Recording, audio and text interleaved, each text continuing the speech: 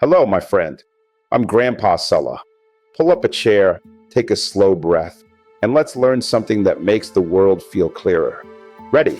Imagine life has a door you can't see. Not wood, not steel, a door made of time.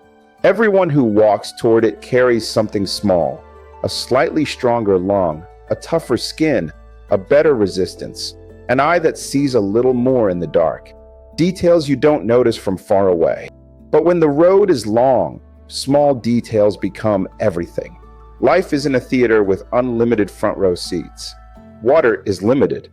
Food is limited. Warmth is limited. Space is limited. And on top of that, disease passes through, cold sharpens, drought stretches.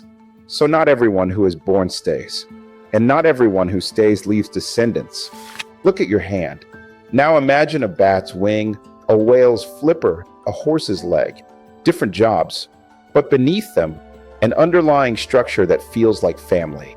As if life keeps reusing the same tools and changing the way they're used. In every family, you see differences. Even when we don't pay attention, variation is there. Not one difference, hundreds of tiny ones.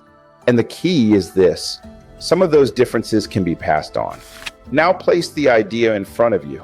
Simply, if differences exist and some differences are inherited and life applies pressure and doesn't let everyone survive equally, what do you expect to happen after many generations?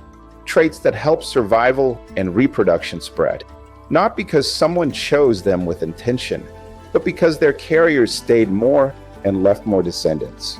No plan here, just a result. Picture birds living in the same place. They look similar, but their beaks aren't identical. One is slightly wider, another slightly narrower. Then a harsh year arrives. Only hard seeds remain. The birds with stronger beaks crack more seeds, eat more, survive more. When breeding season comes, there are simply more of them. After years, what was a small difference becomes common. Then conditions change, and the advantage can change too. And you learn a quiet lesson. Success in nature isn't absolute superiority. It's fit to a specific situation. Many people love the idea that life always moves upward, but reality is more modest. What fits a desert can fail in a forest, and what fits cold can struggle in heat. So don't say, change equals progress. Say, change equals fit. Someone may ask, if differences appear without intention, is everything just luck? Here's the precision. Variation can appear without purpose. Yes, but survival isn't pure chance. Imagine throwing 100 keys onto the floor. The fall is random, but the door opens only with the right key. Chance produces many keys. Reality filters the few. This idea isn't strong because it's poetic. It's strong because it meets reality from multiple directions. We can observe change under strong, continuous pressure when generations are fast. We see selection across generations in farming and breeding. We see deep structural similarities that look like history. We see geography telling a story of isolation and closeness. And then, in our era, the book of life became readable, revealing patterns of relatedness inside genetic code itself. Someone may say, but I can't see every step between one form and another. That's true, because the past isn't a video camera. It's scattered pages. Missing a page doesn't erase the book. It simply demands careful reading and patience for more evidence.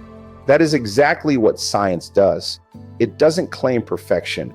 It builds coherence from accumulating clues. If you've walked with me this far, you haven't been given a slogan. You've understood an engine. Simple rules, one outcome. Science has a name for this engine, natural selection. And the framework most famously associated with explaining it is often called Darwin's theory. Notice, naming it adds nothing to the logic. It only places a sign on a door you already stepped through. You may still hold personal convictions about bigger questions, origins, meaning, purpose. This explanation isn't designed to settle those. It explains something narrower, with variation, inheritance, and pressure.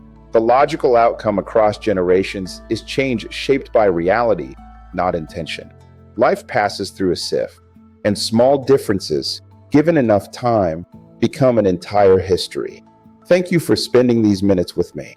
Take the idea with you gently, try it in real life, and I'll see you next time. Until then, be well.